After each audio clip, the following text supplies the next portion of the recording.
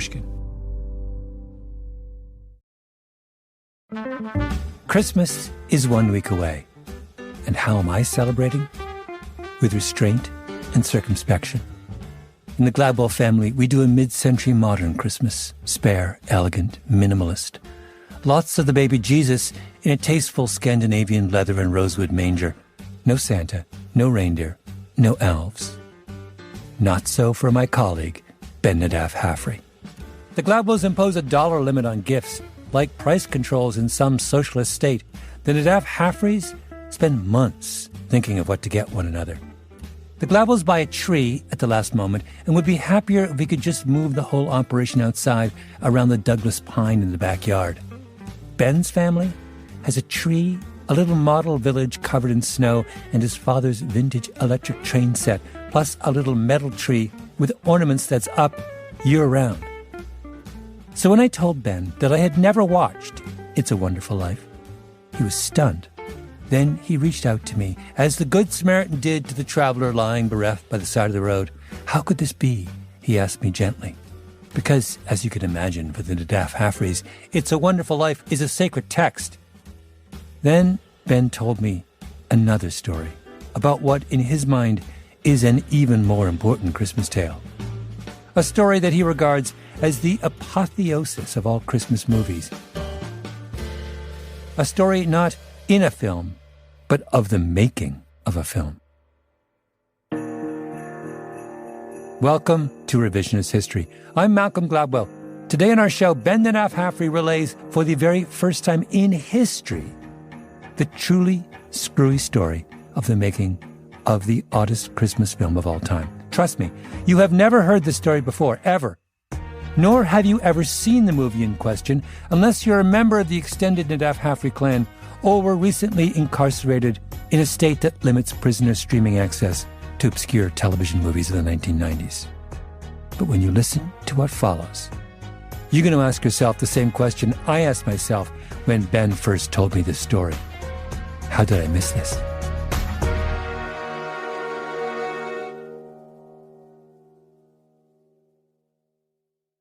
Unlike Malcolm, I am a great lover of Christmas movies. Every year, as soon as Thanksgiving's over, I'm firing up The Bishop's Wife, Miracle on 34th Street, or It's a Wonderful Life. And then there's my favorite Christmas movie, a little less famous. The 1945 romantic comedy, Christmas in Connecticut. I've watched it pretty much every year since I was little. Barbara Stanwyck plays a magazine columnist who's famous for entertaining on her grand Connecticut farm. She's known as a great cook. It's the end of World War II, and her magazine's publisher has an idea for a great feature. She'll host a returning war hero for Christmas on her farm. There's just one problem. It's all a lie. She doesn't live in Connecticut. She lives in a tiny apartment in New York, and she has no clue how to cook. My farm? Oh, yes, my farm. Oh, my farm. And he wants to see you right away to arrange it. Arrange it? Are you crazy? Where am I going to get a farm? I haven't even got a window box. That's just it. We'll have to stall him off. You know what a stickler he is for the truth. If he ever finds out we've been making all this up, he'll fire the both of us. Chaos ensues. It's a classic screwball comedy and a total delight. But the thing I really want to tell you about in this episode is what happened after I discovered, quite by accident, that there was a remake of this favorite Christmas movie of mine. An action-packed, star-studded, joke-filled, really very different version of the original. Made for TV and directed by none other than Arnold Schwarzenegger. A kind of shocking twist, if you ask me. I mean, why would the Terminator take on Christmas in Connecticut? So I did what any good Christmas fiend would do. I talked to a dozen people about something that happened 30 years ago for way too many hours to get the real story. And I discovered in the process what I've come to regard as the greatest Christmas tale of all time. I've told the story many times. I've never told it on the record. It's a big story, so if you've got the time, I will tell it to you. That's Stan Brooks. In the early 1990s, he was an independent made-for-TV movie producer. So I'm developing movies, and a friend of mine goes and gets the job at TNT. And I make the very first movie for him. TNT launched in 1988, at the start of the cable television revolution. Then as now, cable was expensive, but it was growing. The whole game was trying to raise awareness to get people to sign up. And with channels running 24/7, there was a lot of space to fill, which led to a boom in made-for-TV movies. Stan's first film on TNT was a big success, so he got another bite at the apple. And he calls me, he goes, what do you want to do next? So I said, in a million years, would you ever let me do a remake from the MGM library? Because that's what Ted owned. And he said, yes, just pick one. Christmas movies always do well. And there was one Stan loved, Christmas in Connecticut. And I'd known the Barbara Stanwyck movie. And so I said, well, this could be a good one. It was right as Martha Stewart was exploding. I thought, well, what if this is Martha Stewart? What if she's on TV and has an empire and it's all fake? And so they loved that take. And so off we went to the races. He got a writer to work up the script. In television, it was great because you could get your stuff made. This is Janet Brownell, one of the all-time great bards of TV movies. Writer on Eloise at the Plaza, 12 Dates of Christmas, Days of Our Lives, and the uncredited rewrite of Tim Allen's The Santa Claus. All Brownell. She loved the original Christmas in Connecticut. I mean, it's charming. And in fairness to me, the original draft was very close. Janet wrote the draft of the script for Stan's remake. And we turn it in, and they go, this is good. This is good. We need a Christmas movie. So now I have a nice little Christmas programmer and nothing more. It's the middle of 1991. In Hollywood, Janet and Stan's low-budget television movie remake isn't really the sort of thing to get people talking. But they're making progress. He's got the old-school movie star Diane Cannon cast in the lead as the Martha Stewart character, and an offer out to a director. And then one day, his phone rings. His assistant says it's a big Hollywood agent named Lou Pitt. Now understand, I'm in the television movie business. These guys are never calling me. So if they do call me, it's never good. And he gets on the phone and he says, do you have a director for your Christmas in Connecticut movie? And I said, well, almost. Yeah, we may have an offer out. And he said, okay, well, if he doesn't say yes, I want you to consider my client. And I go, okay, I'm waiting to hear the name. And I go, who? And he goes, Arnold Schwarzenegger. And I burst out laughing. Oh, he was totally shocked. Lou Pitt, legendary agent to Arnold Schwarzenegger. Well, that's hilarious, Lou. No, seriously. Is this a joke? Is this a joke? He goes, no, seriously. And I go, what? I'm Schwarzenegger's not doing a Christmas movie for TNT. To be clear, Arnold had just finished shooting James Cameron's epic Terminator 2. Hasta La Vista, baby. Terminator 2 is the one where Arnold Schwarzenegger plays a killer cyborg sent from the future to protect young John Connor from a different killer cyborg also sent from the future to kill him. As you can imagine, such a plot necessitates a lot of elaborate production work.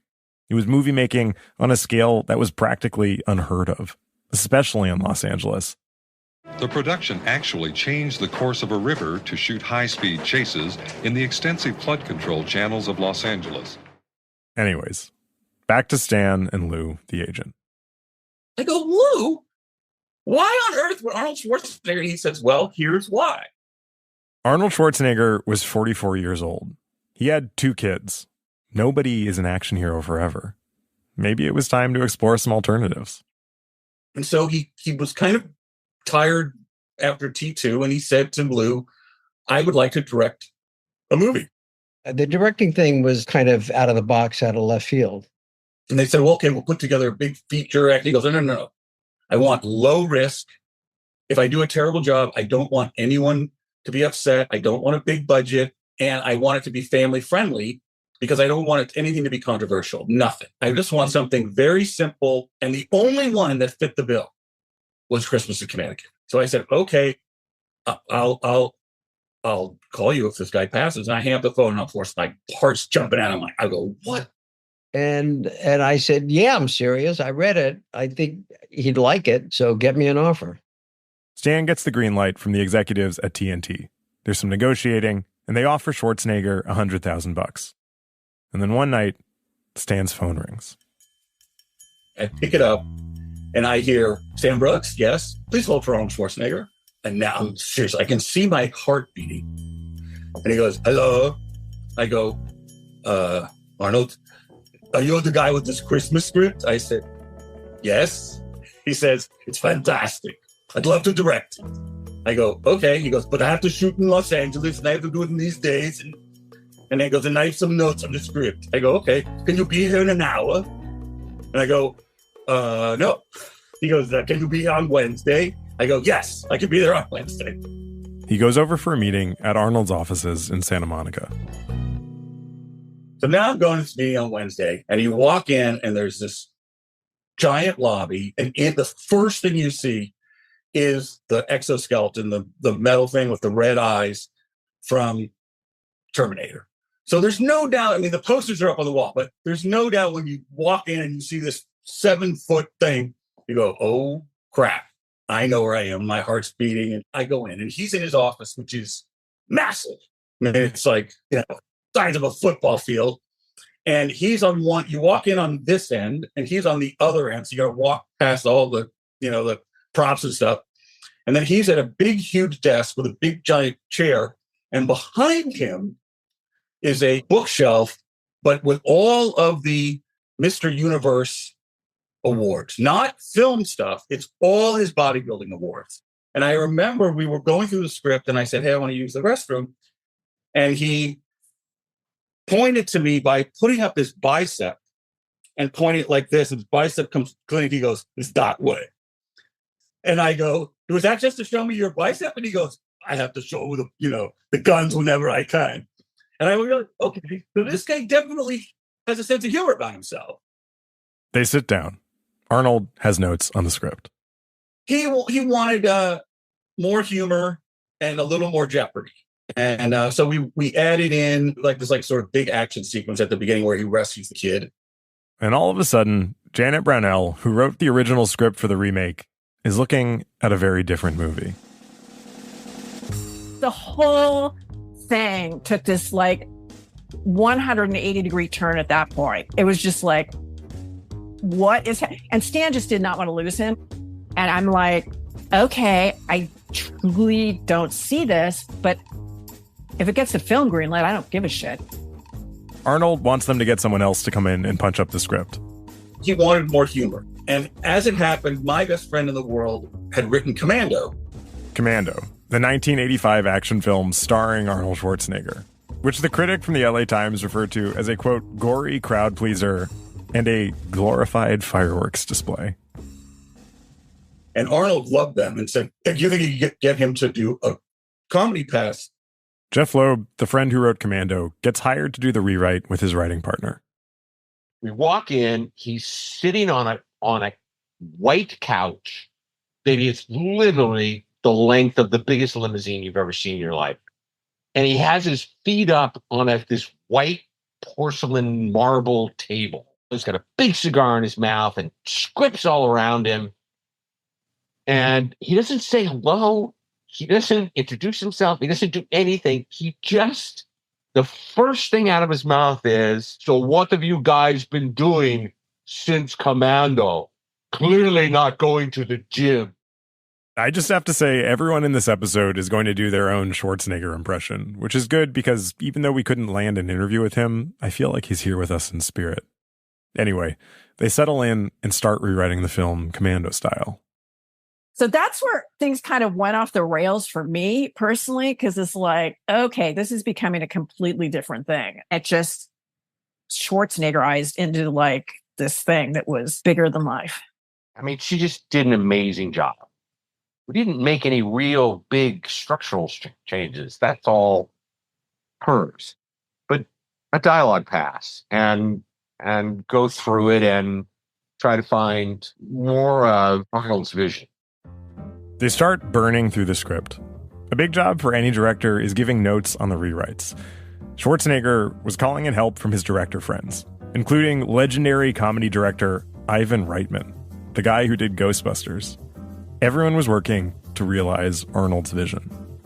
Now, you have to understand that on Commando, he would do this all the time. He would go, I have a great idea. Listen, this is what I want to do. When the guy comes at me, I want to throw a buzzsaw at him and it chops off his arm. And then I'm going to pick up his arm and punch him in his face with his own arm. And we would go, well, we like the buzzsaw part. Can we just do the buzzsaw part? So, like, our job is not to go, maybe that's not going to work. Our job is to make it work. And it doesn't help that the next day he would say, okay, we're doing really well. We're really getting there. It's really coming to where I want it to be. So I gave it to Stephen. And Stephen talked to me last night. And he says, I have to really be careful about it. And this is what I want you to do. And again, I'm like, is Stephen the guy at the gym? Is Stephen, who is Stephen? And then suddenly as you go, you know, as he starts to sort of talk more, you go, he's talking about Steven Spielberg. This was beginning to look like a train nobody would step in front of. Back at TNT, the executives had a dim sense of what was going on. It's not how it's done now. Laurie Poseman-Tier, one of the TNT executives. Whether you're famous or not as a director, that doesn't happen, to let somebody go and change things as much as we're changed. Meanwhile, they've cast the rest of the film. Joining Diane Cannon would be Hollywood screwball legend Tony Curtis, probably best known for playing opposite Marilyn Monroe in Some Like It Hot. Along with him would be ex-country music star Chris Christopherson. Here's TNT's senior vice president of production at the time, Nick Lombardo. Even when they cast it, I thought, well, that is the weirdest cast I've ever heard of. I mean, the idea that these people fit together made no sense at all. I mean, Diane Cannon and Chris Christopherson in the same frame. It makes A Star Is Born when he's holding Barbra Streisand look organic. So armed with one of the all-time weirdest, most stacked casts in the history of film, a comparatively small budget of $3 million, a slot on an upstart cable network, and a script based on a 1940s screwball comedy that's been punched up by two of the writers behind a big 80s blockbuster. An Austrian former bodybuilder, fresh off his repeat performance as a time-traveling cyborg, prepared to direct his first Christmas film. You don't, as a TV movie producer, ever get near anything this hot, ever. You just don't. I mean, we're all a little nervous about the whole thing, you know, because it's like you're playing with matches and, you know, oh, yeah, let Arnold direct this. You know, it's like, for us, $3 million was a lot of money. I don't know. I don't know. Whatever. It was like, oh my God. He wanted to prove that he could be a director. And everyone was about to find out whether or not he could.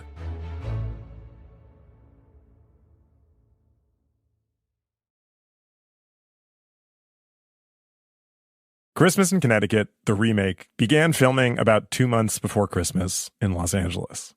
Because Arnold Schwarzenegger had never before directed a feature film, though let the record show he had directed an episode of the TV show Tales from the Crypt, the production arranged for things to film more or less in the order they happen in the film. There's a lot less to keep track of continuity-wise that way. But this also posed a problem. One of the anxieties of adapting a great work of art is figuring out how to make it your own. The 1992 made-for-TV remake of Christmas in Connecticut does this immediately by introducing its male lead, a park ranger named Jefferson Jones, mid-workout routine in his mountain cabin. If you're looking for signs that this is not your grandmother's Christmas in Connecticut, the sight of Chris Christopherson as Jefferson Jones sweating after busting out some chin-ups on a beam in his cabin is your first warning. A man on the television offers some brisk exposition while he cools down. In the last hour, experts predict this should be the biggest storm to hit the Rockies in the last decade. More than 4 feet of snow is anticipated to blanket the area in the next 48 hours. The phone rings. Another ranger is calling to tell Jones a kid has gotten lost in the blizzard. He has to go out and find him. This is the fabled action sequence Schwarzenegger had requested. They shot the blizzard on a soundstage. It's the moment Jefferson Jones becomes a hero, which is why he gets invited to be a guest of Elizabeth Blaine's for her Christmas special in Connecticut. It's got to look epic. It's got to have that Arnold Schwarzenegger feeling. Unfortunately, Terminator, this is not. Here's Jim Wilberger, director of production. You know, there's a scene where Christopherson, you know, suddenly has rescued the kid, and you see him roll down this little hill of snow, which was shot on stage. And trying to make more of it because there wasn't that much set for that little hill. And you know, and then suddenly you see all the people rush in to rescue. You know, I mean, this was just not good blocking. and that's just an experience. Schwarzenegger wanted Jeopardy, but this kind of looks like a snowball fight gone awry. Jones stumbles over a very small hill holding a child that looks like it might be a mannequin. He's groaning and yelling, but his lips aren't moving. So, tough start. Luckily, though, a lot of the film is set inside Elizabeth Blaine's fake Connecticut house, where she's shooting a Christmas special in celebration of Jones. The bulk of production happened there, so the whole crew set up at a house in South Pasadena for the real work. This introduced Arnold to the second problem of directing: actor ego management and the issue of his trailer. Arnold's trailer was like a house on wheels. It was literally like you'd look at it from the outside and you'd say, wow, that's got all kinds of pop outs and the roof went up and everything. But when you got inside, it was literally like you had just walked into like the Greystone Mansion. You know, it's probably almost 3 times as wide as a normal trailer. And that it was the length that became the issue. Diane comes in and she says, "Why is Arnold's trailer bigger than my trailer? Nobody's supposed to have a bigger trailer than me." Diane Cannon was the star of the film, but she was maybe realizing that this production was all about the director. Schwarzenegger, though, was dealing with other problems. Namely, he had chosen one of the hardest genres for his first major directing foray. Screwball comedy is like dancing on the head of a pin. It thrives on chaos, but it has to be a kind of controlled chaos. With his big personality cast, low budget, short timeline, and hastily rewritten script, Schwarzenegger had an excess of chaos and a minimum of control. I mean, you have one somewhat disgruntled actress portraying fake Martha Stewart, and another who's a macho park ranger, but who for no apparent reason relays this backstory partway through the movie. Actually, before I moved to Colorado, I lived in Chicago. I grew up there. Taught comparative literature at the university for 10 years. Really? I got offered tenure and head of the department, and it's what I thought I wanted. But it meant being caged in by concrete and crowds for the rest of my life. This is, I'm pretty sure, the only time in the entire film Jefferson Jones is passed as chair of the University of Chicago's comparative literature department is mentioned. And I love Chris Christopherson, but most of the rest of his performance veers between stiff and oddly sexually charged. When he starts smearing the pine sap on her neck. Yeah, it's just kind of transcendently weird. Yeah, well, not to mention his 2 times he's like staring at her butt, you know, up close. There's an extensive shot of that. I bet you can't buy that at Bloomingdale's. You're right. So you've got 2 characters who really just barely hang together. And then you have to direct them in tightly choreographed, zany sequences that have got to feel plausible, yet also hilarious. For instance, the scene with the baby. Remember, in Christmas in Connecticut, Elizabeth is a total fraud. She doesn't know how to cook. It's not even her house in Connecticut. And she's got this fake staged family with her, including a fake baby. She had to keep up appearances for the sake of her column. In the original film, there's a lovely scene where she and Jefferson Jones give her fake baby a bath. She, a supposed domestic goddess, is meant to bathe her child, which she suspiciously has no clue how to do. He steps in and does it for her like a total pro. It's part of why she falls in love with him. And because it's so well executed in the original film, we believe they're falling in love in this totally implausible moment. Soap? Soap, there. Oh. Oh, Roberto, she's eating the soap. What'll I do? What hurt her? They all do it. Oh, really? Oh, you'd make a wonderful father, Mr. Jones. You're not married yourself by any chance, are you? No. Cards are stacked against me, I guess. Every time I meet a girl I like, it turns out she's already married. Oh, that's too bad. Now, this also happens in the Arnold Schwarzenegger version. Maybe we should finish up for her. Finish up what? The bath. You know what? I just had the most wonderful idea. How would you like to bathe her? Me? Sure, I think it'd be fun for you. Here. What happens next is the greatest travesty in the history of bath time. It's as if you gave 2 aliens a baby and said, give this a bath, not realizing that on the planet they're from, not only are there no babies or baths, but actually there's not even water. What do you remember about that? Well, some of that was improvised. What happens is they just drench the baby in shampoo, and then they barely wash any of it out. On the bad scale, it's 2 rubber duckies out of 10. But the premise of the scene is that Jefferson Jones is crushing it. It was pretty hilarious, I thought, and also very clumsy. And they really gooped up the kid's hair. Oh, my God. I don't know. I'm sure the prop guy put it too much shampoo. Here's some soap, sweetie. Here's the soap. Here's your duck. That's a director thing. I mean, that is a flat out director fail. I mean, that right there. Retake the scene. 100%. And there probably were 3 or 4 versions of that. That's the one he chose. You know, it's not like that was the only one. She sure likes that. You're awfully good at that for a bachelor. You know, you sure you don't have a whole slew of kids hidden somewhere? I nursed a couple of bear cubs till their mother came back. This is better than bear cubs. Can you see a beauty? It's like on SNL when the actors break and laugh. When Elizabeth's like, I'm not sure if we got all the soap out. And Jefferson's like, well, we didn't. That's the true reaction. And it must be improvised. But then they go back to the scripted version where Jones is doing a great job. Most of the people on set have some kind of moment like this. You know, the forest with the snow and the sleigh that comes along. And there's even one shot I noticed where you can see the wheels under the sleigh. I remember the day I was there, they were filming that scene where chaos erupts, you know, and the tree falls down and all that. We had to do that scene quite a number of times. It was as chaotic as the scene is, but behind the scenes, it was even more so. It's a little like opening a bologna factory for culture. You know, it's sort of like, what's going on in there? Nothing good. Nothing good. Don't ask anything.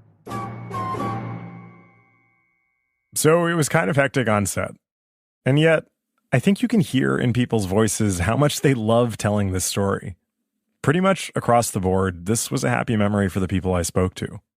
Not least of all because they never lost sight of just how improbable it all was. And then in the middle of all this is Arnold running around going, you know, move the camera over here. I do this over here. Let's go do this. No, I think it could be 10 times funnier. Come on. So there's Arnold's voice, you know, just bellowing out. And that was the other thing that I really remember was that while this is happening, while we're making this little tiny movie, he is in theaters with Terminator 2. And it's doing numbers that no one has ever seen before. And we were on set when it crossed $500 million. But when you're standing next to the guy who's the star of that movie, and his major concern is whether or not, is it in focus, forehead, let's go. The forehead thing, you're not the first person to bring that up. Several people mentioned to me that Arnold Schwarzenegger's favorite put-down was to call someone a forehead. This actually made it into the movie when Elizabeth Blaine and Jefferson Jones get pulled over by the cops mid-sleigh ride. The one where you can see the wheels. This happens. Put your hands where I can see them. You're both under arrest. Oh, come on. Come on, you foreheads. Get them up. You what? This is actually a big part of why I love this movie. It has a kind of free jazz improvisatory quality to it. It's oddly self-referential and also very sweet. It's like how you can hear in someone's voice when they're smiling. That's how this movie feels. Because even at the risk of himself being labeled a forehead who couldn't direct the movie, Arnold Schwarzenegger was showing up every day and putting in his all. For the film buffs in the crew, it was a dream come true just to work with him, or with a legend like Tony Curtis. You know, it was a trip to Oz that I knew was short-lived, but it was something I was going to, take in and enjoy as much as possible. After 20 days of shooting, the film wrapped. They had a party at Arnold Schwarzenegger's restaurant. It was around Christmas time, and they all got sweatshirts with the name of the film on the front. And on the back was a picture of Arnold with a Santa hat on, wearing sunglasses, and saying something about, I can't remember the full thing, but he used the word, you forehead. Later, Jim was kind enough to send me a photo of the sweatshirt. It said, on the back, more snow, you forehead. There's my Schwarzenegger impression. With the film in the can, post-production and premiere has loomed. That's after the break.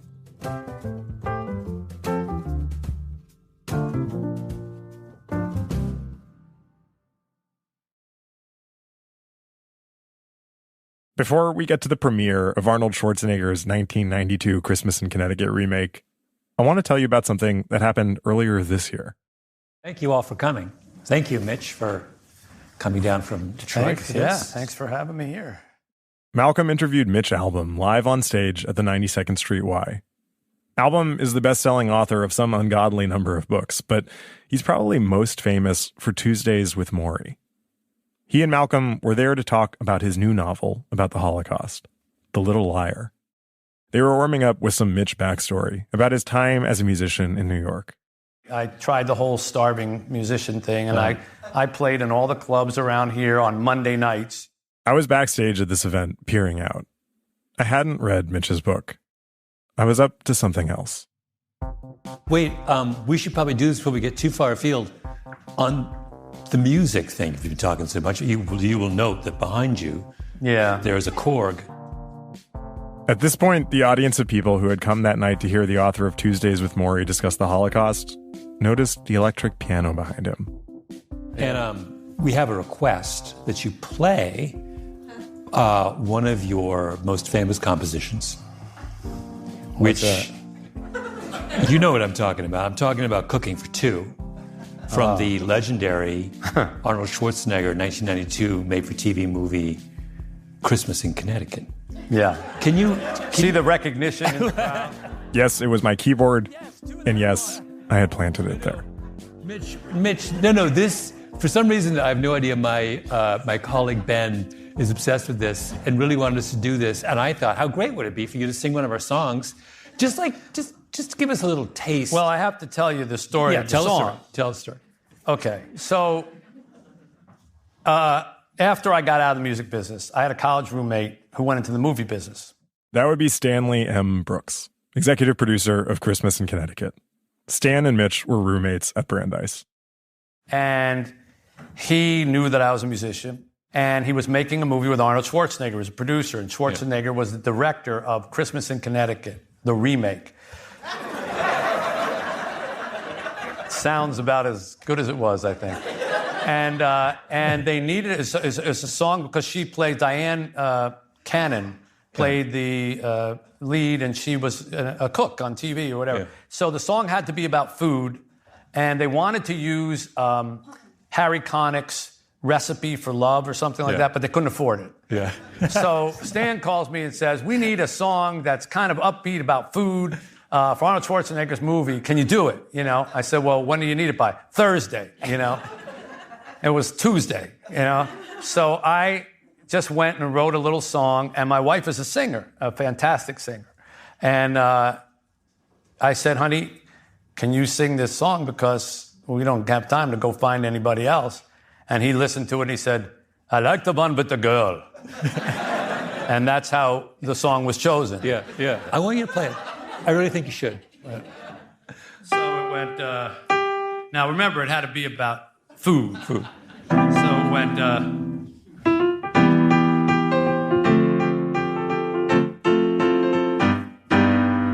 let's go to the kitchen, I got something fixing, appetizing and new. Here's a clue, we're cooking for two.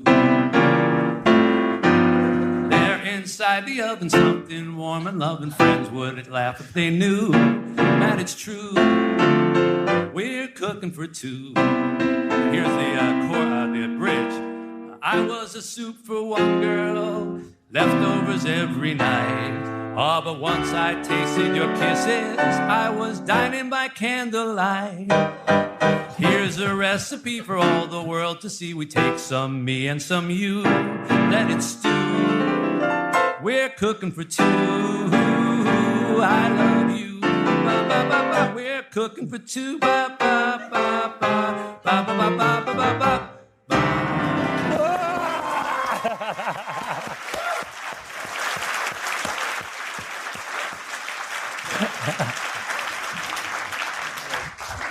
That definitely ranks amongst one of the most embarrassing things I've ever. They planned to play it over the credits. With the Mitch album closing track in hand, Christmas in Connecticut was almost ready to debut. Most made-for-TV movies you just put out on television, but not this one. First of all, TV movies don't have screenings. If we have a screening, it's like 10 people and, you rent a screening room somewhere. Like, this was the big theater at the DGA, which holds, 1,000 people, massive screen. And there's a huge red carpet and a press line. We had 2 theaters going, and they were filled. When I tell you that there's never been a television movie before or since that had a press line, and he's walking down, working the press, and the TNT publicity person, this is Stan Brooks, executive producer. Arnold! According to Stan, Ivan Reitman and James Cameron were there, along with a whole slew of Hollywood royalty. The screening was in LA. It was a media sensation. Watch out, Hollywood. There's a new director in town, and he's used to making a big impact. That is, in front of the camera. When you act and you see such talented directors as I've worked with, it inspires you. Janet Brownell, the screenwriter, was not having such a good night. I remember sitting at the screening with my agent, and I was like crying. I was like, oh my God. Why were you crying? Because it's like, it's so bad and my name is on this. My agent was very fast to get me a drink at that point. I just remember outside, there was kind of a Christmas themed sort of party and just like, I need to get out of here. But there was no putting the genie back in the bottle. TNT was running promos nonstop. I love romantic comedies, so I made one myself. Christmas in Connecticut. It's a romantic comedy with all the trimmings. What in the world could possibly go wrong? Christmas in Connecticut, directed by Arnold Schwarzenegger. You have a problem with that? A TNT exclusive premiere, Monday, April 13th. I don't know if you caught that, but the film came out in April, 1 week before Easter. As one review put it, quote, "Don't ask me why a Christmas movie is premiering in April." As his then-wife Maria Shriver reflected, he just does. He's a big one on don't think about it or talk about it, do it. And then he goes, I think we want to screen it again. That was too much fun. I go, okay. I go, I'll see if I can organize. He goes, no, I want to screen it in Washington with my friend Jack Valenti. So now we all fly to Washington, and it was a who's who of Washington, and it was senators and members of the cabinet. It was a seated dinner, and I remember my wife and I sit down. We've been working the room, so we sit last at our table, and the guy next to me has got like a dress uniform on, and I say, "Hey, Stan Brooks, I'm the producer," and he goes, "Hey, Oliver North." Oliver North of Iran-Contra fame. The film was a big hit in the Beltway. Suffice it to say, this made-for-television Christmas movie had an unusually big reception, but it also didn't really do much to establish Arnold Schwarzenegger as a director. The reviews were mixed. Well, I'm looking at IMDb right now. It's like the rating is 4.8 out of 10, and they're not far off. Nobody had any, oh my God, we're making It's a Wonderful Life. I realize I've had a lot of fun with this movie. And gun to my head, do I think it's good? No. But do I love it? Obviously, yes. Because it's so totally weird and overcommitted to its bit that it has a kind of joyfulness to it that honestly gets me in the Christmas spirit. And at its core, like the best Christmas films, the story behind the movie is a story of love and friendship between Arnold Schwarzenegger and Stan Brooks. Two men brought together by a love of making movies. After the film, Stan and Arnold stayed in touch. Stan even moved into Arnold Schwarzenegger's office building. Their kids played football together. And even though they never made another movie together, their collaboration had one more act. Almost 10 years to the day from when Christmas in Connecticut began shooting, Arnold Schwarzenegger became the governor of California. At the time, there was a lot of hand-wringing over an issue called runaway production. Lots of states had started offering tax breaks to lure films into shooting somewhere other than California. It had become a real problem for Hollywood as an industry town. And this was one of the crises Schwarzenegger would have to face in his new role as governor. Now, the way people talked about his becoming governor was the same way they talked about his becoming a director. So it only makes sense that he wanted Stan Brooks in his administration. So when he became governor, he was in about a year, and he called me and he said, how would you like to be on the film commission? And I said, well, that's a dumb idea. He goes, why? I said, well, because I don't shoot movies in California. I said, I'm like the worst person you could put on the film commission because I take my movies out of state. He goes, no, that's why we want you, because we want to try and pass the tax credit. Stan joined the California Film Commission, and over the next few years, he was a key part of the lobbying efforts to pass the tax credits that would make it easier to film in California. It was a hard fight. And so I ended up making a short documentary film where we interviewed some of the families that left on why. And that ended up being more powerful than any speech we could make in their office. The first tax credits passed in 2009. They've been renewed ever since. So back to our original question. Why did Arnold Schwarzenegger direct this bizarre one-off Christmas film? I found my answer in a story Stan told me. He said to me one night, we finished around 7 or 8, and he goes, what are you doing? And I said, I'm going home. He goes, Maria's making dinner. You want to come to the house? So, oh, yeah. So we both jump in our cars and we drive to Pacific Palisades. And at that dinner, I remember Arnold turned to me and he says, you're very talented. I don't understand why you don't do big features. And I said, to be honest, I didn't get in the business to make big, famous movies. I got in the business to make movies. And I get to make 2 or 3 a year. If I'm in the feature business, I'm lucky if I make one every other year, every 3 years. I go, I'm happy with my life. He goes, well, that's fantastic. This story really hit home for me, because I get what that's like to just love making something. Even a kind of improbably dense story about the making of the remake of a Christmas movie. It's like Stan said, if you love making movies, or anything, it's just a gift to get to make more, even if they're maybe not the best. Especially if it's clear how much fun you had making whatever it is you're making.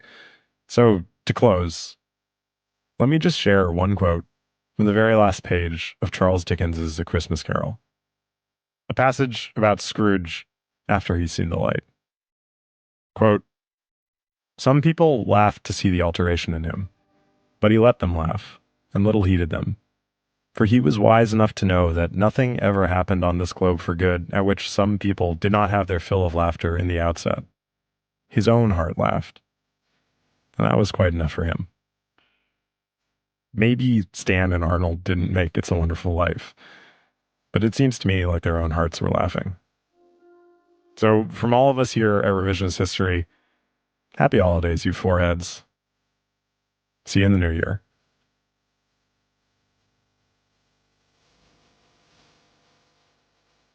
Revisionist History is produced by me, Ben Nadif-Haffrey, and Lucy Sullivan, with Nina Bird-Lawrence.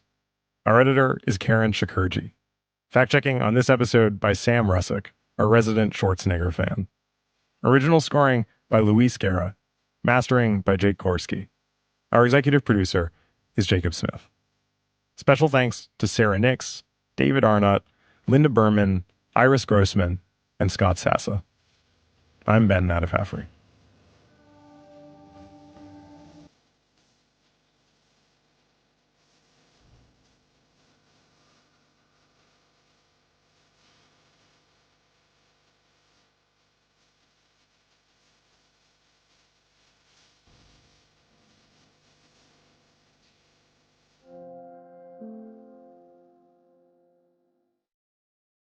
Three, 2, 1. We wish you a Merry Christmas. We wish you a Merry Christmas. We wish you a Merry Christmas. Happy New Year. Dreadful. Absolutely. That was the worst. I couldn't What's do the matter with you this guys? really hard.